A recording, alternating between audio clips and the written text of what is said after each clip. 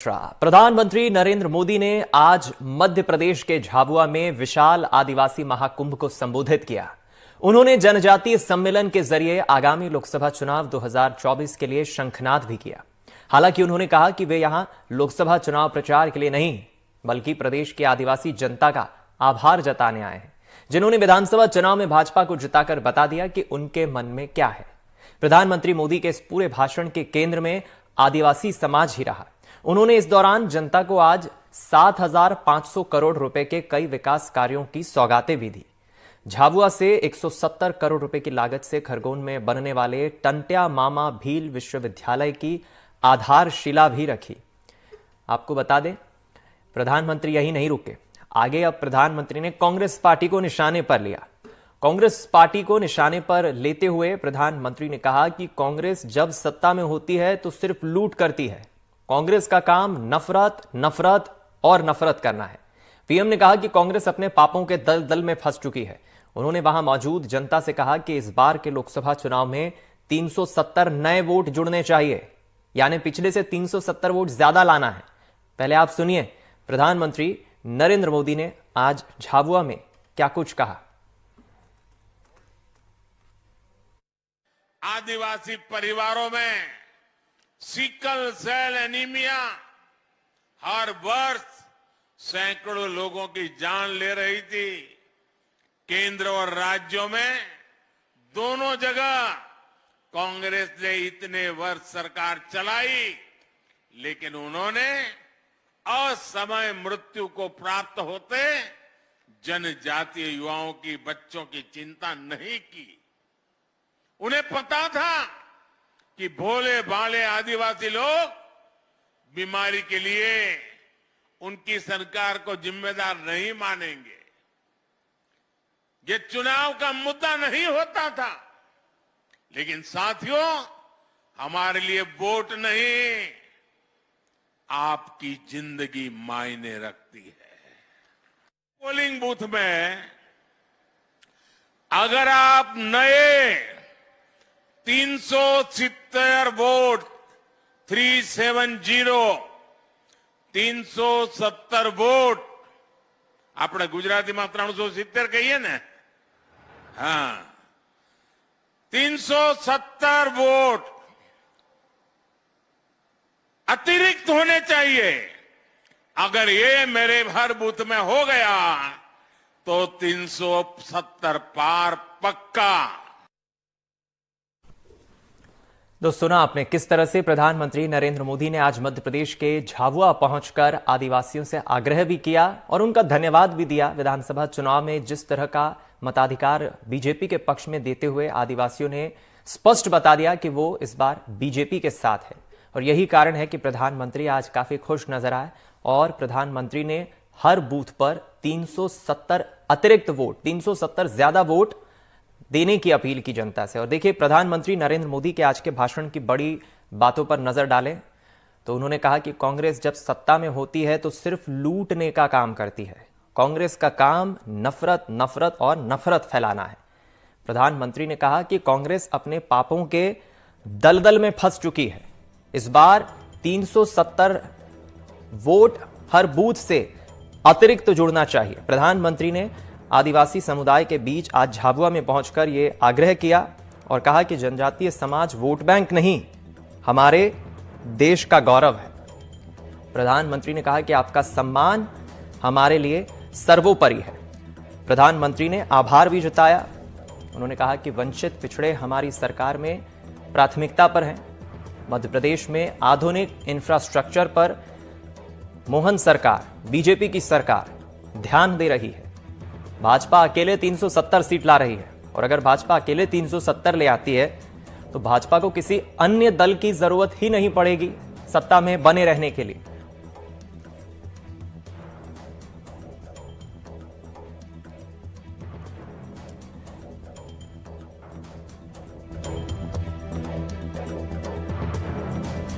चलिए, तो प्रधानमंत्री नरेंद्र मोदी आज जिस तरह से पहुंचे और जनजातीय समाज के लोगों के बीच पहुंचकर उन्होंने जो बातें कही है, इसके क्या मायने हम निकालने की कोशिश करेंगे, चर्चा करेंगे। हमारे साथ एक खास पैनल मौजूद है। हमारे साथ राजनीतिक मेहमान दो जुड़ रहे हैं। बीजेपी से प्रवक्ता नेता डॉक्टर गुलरेज शेख साहब जुड़ रहे हैं। बहुत स्वागत है आपका गुलरेज साहब।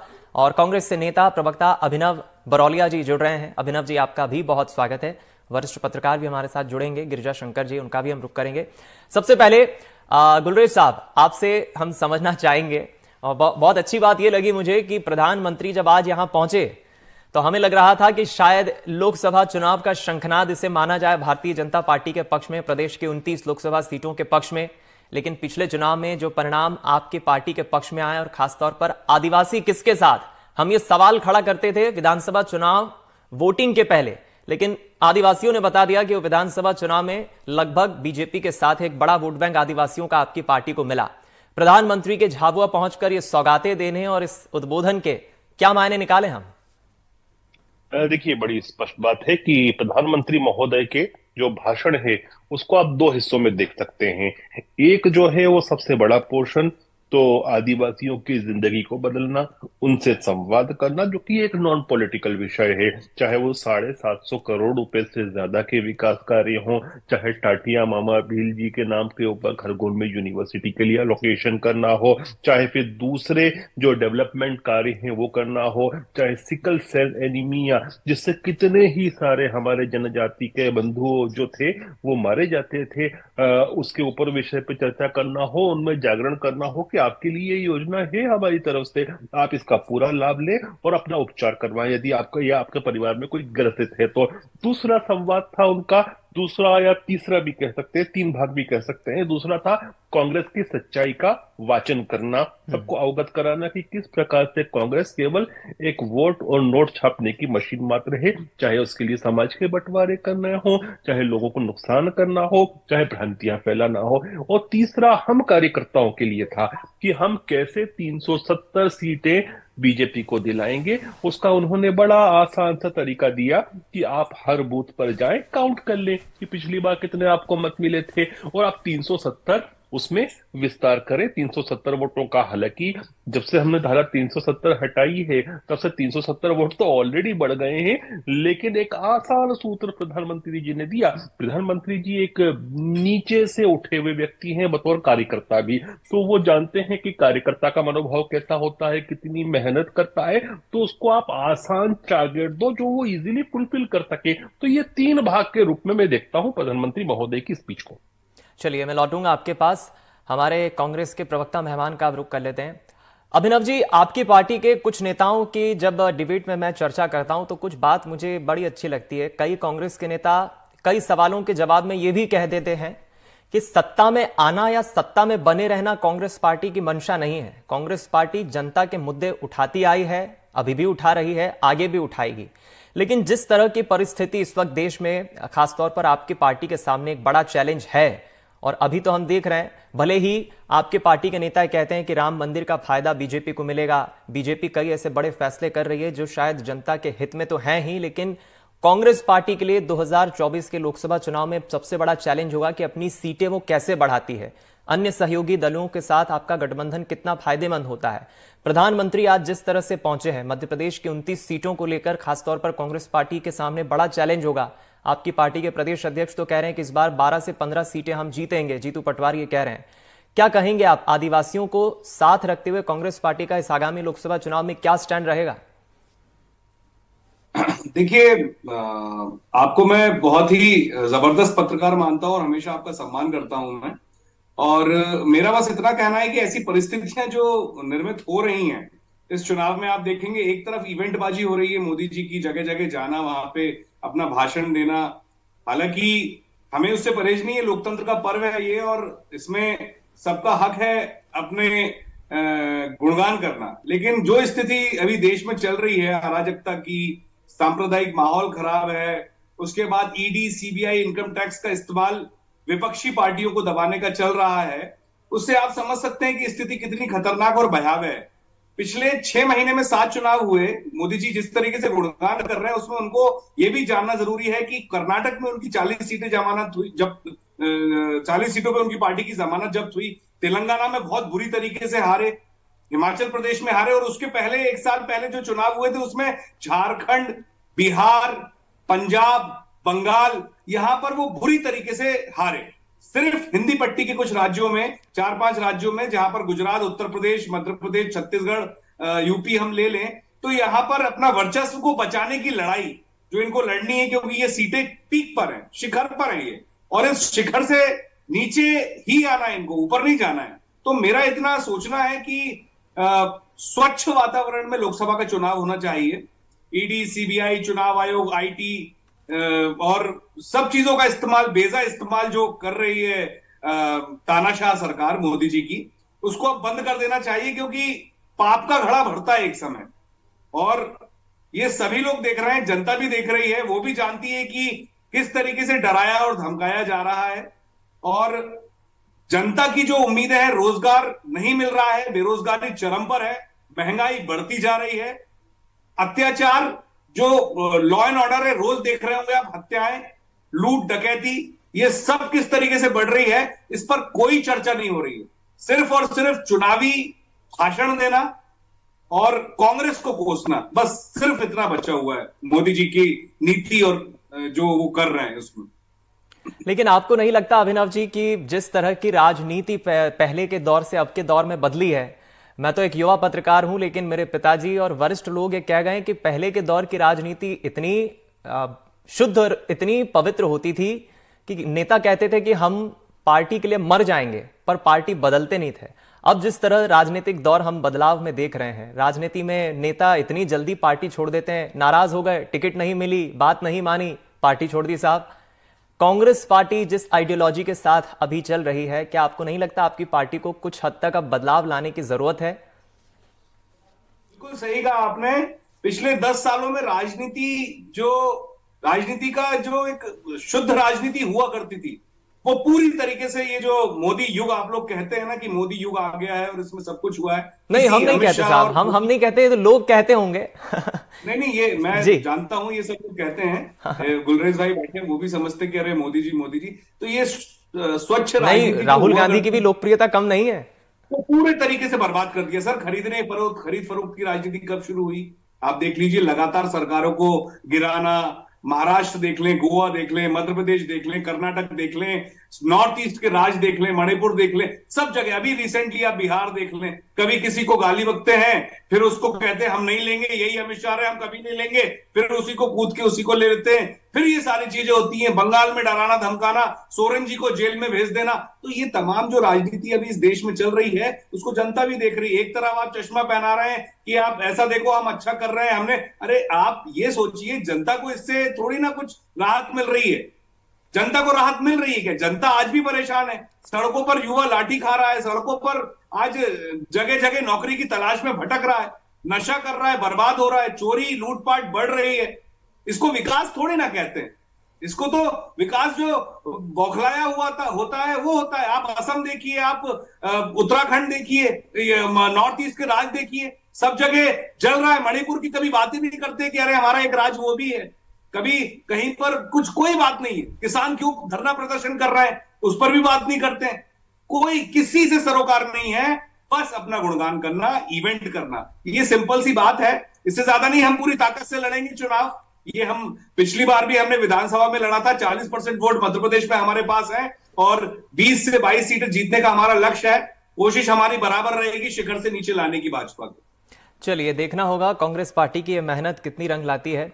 गुलरेज साहब, आप क्या कहेंगे अब? क्योंकि ठीक है, कांग्रेस पार्टी लड़ाई तो लड़ रही है, कांग्रेस को पूरा भरोसा है कि आज नहीं तो कल उसकी मेहनत रंग लाएगी, लेकिन आपकी पार्टी के नेता भी कम नहीं है। वो ये कहते हैं कि 70 साल जिस पार्टी ने देश में राज किया, 70 साल का हिसाब किताब जनता ने दिया है, जो अब 2014 से मोदी युग की शुरुआत हुई है। लेकिन जिस तरह का एक कड़ा मुकाबला आप कांग्रेस को दे रहे हैं, मैं तो समझता हूं 2024 के बाद 2029 के लोकसभा चुनाव में भी पार्टी के लिए काफी चैलेंजिंग होगा, क्योंकि प्रधानमंत्री आपकी पार्टी कहती 2047 तक हमें देश को डेवलप्ड नेशन बनाना है। और इस मध्य प्रदेश के संदर्भ में जब हम बात करते हैं तो देश के नक्शे का हृदय है हमारा प्रदेश। ऐसे में वो जनजातीय समाज हो, आम या फिर हम कहें ओबीसी समुदाय हो, एससी एसटी हो, सारे वर्ग जिस तरह से आपके पार्टी के साथ खड़े हो रहे हैं, कितना आप इसको मजबूती के साथ आने वाले दौर में पार्टी के पक्ष में मानते हैं?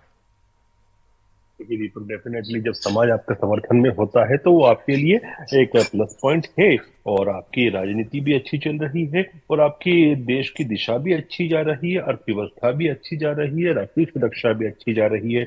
और मैं अभी 2 दिन पहले यूनाइटेड अरब एमिरेट्स का सबसे बड़ा चैनल है अरबी का, जिसमें मुझे लिया था उन्होंने ट्रांसलेट करके मेरी बातों को। और उसका विषय क्या था, मैं अशरफ ब्लूमबर्ग की बात कर रहा हूँ। उसका विषय ये था कि मोदी गवर्नमेंट में जिस तरह से भारत आर्थिक विकास कर रहा है, तो भारत जो है वो ड्राइविंग इंजन बन चुका है ग्लोबल इकोनॉमी का। चाइना के लिए बहुत बड़ा चैलेंज है, इकोनॉमिकली भी, स्ट्रेटेजिकली भी। 2030 तक भारत का जो मोदी जी ने विजन रखा है कि हम ऑयल के भी सबसे बड़े इंपोर्टर विश्व के बन जाएंगे, कंस्ट्रक्शन इतना हो रहा है, तो ये दुनिया कह रही है। मैंने तो आपको अपने खुद का इंटरव्यू को बताया, आधे घंटे का इंटरव्यू था मेरा इसी विषय पर, Ashraf Bloomberg United Arab Emirates, आपको मिल जाएगा यूट्यूब पर वो पूरा आधे घंटे, पौन घंटे का इंटरव्यू।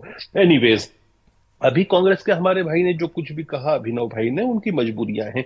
आप ये देखिए कि ये क्या बोलेंगे कि रोजगार नहीं मिल रहा। आप ये पीएफ का आंकड़े उठा कर देख लें, ईएसआईसी के आंकड़े उठा कर देख लें, 2 करोड़ से ज्यादा एडिशन हर महीने हो रहे हैं। और पीएफ कब दिया जाता है? पीएफ जब दिया जाता है जब व्यक्ति के जो एम्प्लॉई है उसके अकाउंट में सैलरी जा रही हो। अकाउंट में सैलरी कोई यूं नहीं डाल सकता, कोई वो भलता आंकड़ा नहीं हो सकता, कोई सर्वे नहीं होता है। ये आंकड़ा होता है कि इतने लोगों के हर महीने अकाउंट में सैलरी डाल रही है वेतन के रूप में, उसका पीएफ इतना 12.5% खुद दे रहा है, 12.5% जो उसका एम्प्लॉयर है वो दे रहा है, ईएसआईसी का आंकड़ा भी वैसा ही जाता है। तो इसके ऊपर कोई भी, ये तो अपने आप में एक व्हाइट पेपर होता है, श्वेत पत्र होता है इकोनॉमी का और एम्प्लॉयमेंट का। फिर ये बहुत सारी जो बातें करते हैं, उसमें तथ्य नहीं होता, बस बोलना है कि लॉ एंड ऑर्डर का ये हो रहा है, तो कानून व्यवस्था बिगड़ रही है। कहाँ बिगड़ रही है? इनके समय इतने सारे विस्फोट हुआ करते थे, कभी कानपुर में होता था, तो कभी नागपुर में होता था, तो कभी दिल्ली में होता था, तो कभी मुंबई में हुआ करता था। आंतरिक सुरक्षा स्टेबल है, गवर्नमेंट स्टेबल है, इकोनॉमी स्टेबल है, जीडीपी में विस्तार हो रहा है। अब मैं तो एक चीज आगे और कहता हूं कि इनका मुंह हमेशा के लिए कांग्रेसियों का बंद हो जाए। ये बार बार कहते हैं 80 करोड़ लोगों को आप फ्री में राशन देते हो, तो फिर एम्प्लॉयमेंट कैसा? 80 करोड़ लोगों को भी हम इसलिए राशन देते हैं क्योंकि हमारे खाद्य भंडारण भरे हुए हैं। इनके समय चूहे खा जाते थे अनाज को, वो लोगों के पेट में जा रहा है। और ठीक है ना, व्यक्ति अगर पैसा है उसके पास इतना, तब भी वो अगर ले रहा है तो ठीक है, वो खाना खाए, काम करे और जीडीपी में अपना योगदान दे। और यही हो रहा है आज। लेकिन कांग्रेस के नेता राहुल गांधी ये भी आरोप लगाते हैं फिर कि ठीक है, अगर बीजेपी इतने सब काम कर रही है तो महंगाई पे नियंत्रण क्यों नहीं हो पा रहा है, रोजगार के संकट को दूर क्यों नहीं किया जा रहा है। ये कुछ प्रमुख मुद्दे हैं जिस पर कांग्रेस हमेशा कटाक्ष करती है। दीपक भाई, बहुत अच्छा प्रश्न किया आपने। मैंने रोजगार के विषय में तो अभी एक तरह से व्हाइट पेपर सामने रख दिया आपके सामने कि एम्प्लॉयमेंट का। अब ये बात करेंगे किस चीज की पूछा आपने, वापस से पूछेंगे? जी नहीं तो हाँ, महंगाई की दर अगर आप बात करें तो मोदी सरकार वाहिद ऐसी सरकार है हिंदुस्तान की आज तक जिसने महंगाई पर कैप रखी है 6% की। आरबीआई एक्ट में संशोधन किया गया और उसको 6% पे कैपिंग की गई। कांग्रेस के समय जब देश के प्रधानमंत्री मनमोहन सिंह जी हुआ करते थे, जो खुद अर्थशास्त्री हैं, उस समय 13%, 14% तक इन्फ्लेशन की दर जाती थी। तो ये जो था ना, इन्फ्लेशन को माना जाता है कि ये टैक्स होता है गरीब के लिए। देखिए, अमीर को फर्क नहीं पड़ता कि 5,000 रुपए या 3,000 रुपए महीने का खर्चा बढ़ जाए, आपको फर्क नहीं पड़ेगा, अभिनव बरोलिया को नहीं पड़ेगा, मुझे भी इतना नहीं पड़ेगा, लेकिन जो सच में गरीब है उसको पड़ता है। तो हमने 6% पे रखा है, और 6% एक ऐसा पैमाना होता है जो कि जो आपकी विकास की दर है, आपकी एम्प्लॉयमेंट की दर है, वो उसको उसमें समाहित हो जाता है। और यदि आप कोरोना से पहले देखें तो ये तो 2.5-3% पे ही था। कोरोना में जो मनी प्रिंट किया गया, बहुत सारी जगह हेलीकॉप्टर मनी डाला गया एमएसएमई को चलाने के लिए, उनको सपोर्ट करने के लिए, लोगों को सपोर्ट करने के लिए, तब भी ये 5% से नीचे रहता है ऑन एन एवरेज। तो ये है श्वेत पत्र मेरा, जो मुद्रा फीसदी के ऊपर, इन्फ्लेशन के ऊपर और एम्प्लॉयमेंट का आंकड़ा तो आप उठा के देख लीजिए। पीएफ का आंकड़ा 2 करोड़ से ज्यादा एडिशन होते हैं हर साल। ठीक, कुछ कहना चाह रहे हैं अभिनव जी, कुछ एड ऑन करना चाहेंगे अभिनव जी? गुलरेज साहब तो इस पर भी तथ्य रख रहे हैं अपना। बात है गुलरेज भाई, बस इतना मुझे बताइए, ये श्रम मंत्रालय को मानते होंगे आप, और श्रम मंत्रालय के पोर्टल पे जो जानकारी आती है, क्या वो फेक होती है, सही होती है, गलत होती है? उस पर रजिस्टर्ड बेरोजगार जो थे पिछले साल वो 40 से 45 लाख थे और इस समय बढ़कर वो शायद 60 से 62 लाख के आसपास पहुंच गए हैं मध्य प्रदेश में। और ऑल ओवर इंडिया में जो बेरोजगारी है वो लगभग 40 करोड़ के आसपास है। लोग पढ़ रहे हैं लेकिन उन्हें रोजगार नहीं मिल रहा है। आगे लोग बीए एमबीए करते जा रहे हैं और ये स्थिति, ये बस इतना पूछना चाह रहा हूं, यही स्थिति जिस तरीके से आप रोजगार दे रहे हैं, ये संविदा कर्मचारियों का, अतिथि शिक्षक 1.5 लाख मध्य प्रदेश में बता रहा हूं सर, 4 महीने से तनख्वाह नहीं मिली है।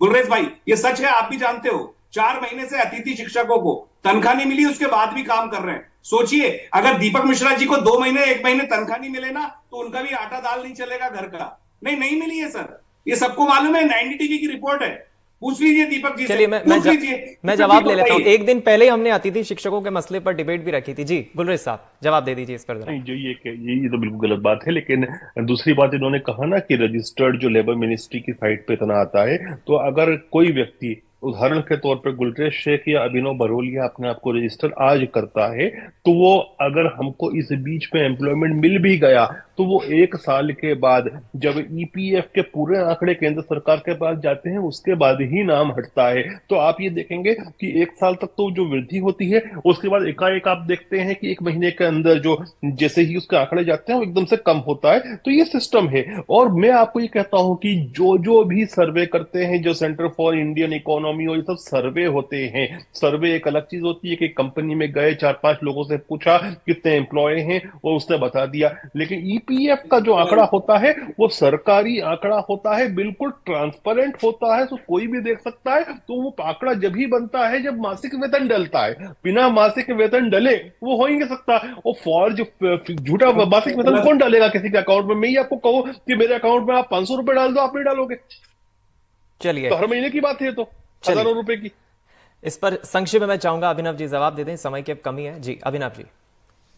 देखिए मैं इस तरीके से, मैं जो बात बोलता हूं सटीक बोलता हूं, मैं गोलमोल करके जवाब कभी नहीं देता हूं।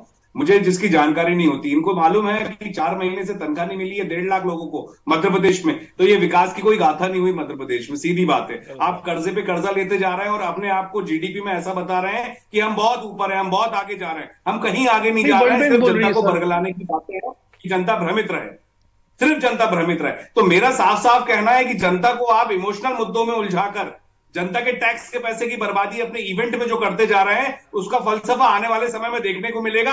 और हम लगातार एक विपक्ष के नाते, एक मजबूत विपक्ष के नाते लगातार आवाज उठाते रहेंगे। चलिए फिलहाल समय की कमी, इसलिए इस चर्चा को मैं आगे नहीं बढ़ा पाऊंगा, लेकिन एक अच्छी चर्चा रही और दोनों ही हमारे राजनीतिक मेहमानों ने दमदारी से अपनी अपनी पार्टी की पैरवी करते हुए अपने तथ्यात्मक पक्ष भी रखे हैं। बहुत शुक्रिया अभिनव जी और बहुत शुक्रिया गुलरेज शेख साहब। बीजेपी और कांग्रेस दोनों ही अपने अपने तथ्य रख रही है, लेकिन बड़ा सवाल यह है कि क्या मध्य प्रदेश में एक बार फिर विधानसभा चुनाव की तरह लोकसभा चुनाव में मोदी मैजिक चलेगा? आदिवासी एक बार फिर बीजेपी को साथ देगा और क्या 29 सीटें बीजेपी फतह कर पाएगी? ये परिणाम बताएंगे। फिलहाल इस खास चर्चा में इतना ही। खबरों का सिलसिला जारी है, दीजिए इजाजत, नमस्कार।